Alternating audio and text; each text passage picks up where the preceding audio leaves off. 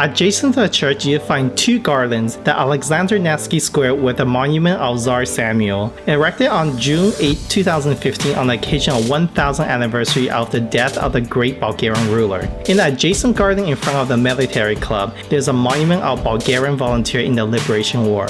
It's dedicated to the Bulgarian volunteer units who fought with the Russian army against the Ottoman Turkey in the Liberation War of 1877-78.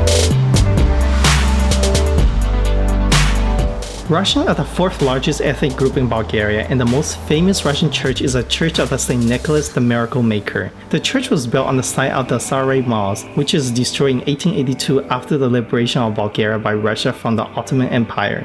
It was built as an official church of the Russian embassy, which is located next door, and was named, as a tradition for diplomatic churches, for a patron saint of the emperor who ruled Russia at the time, Nicholas II of Russia.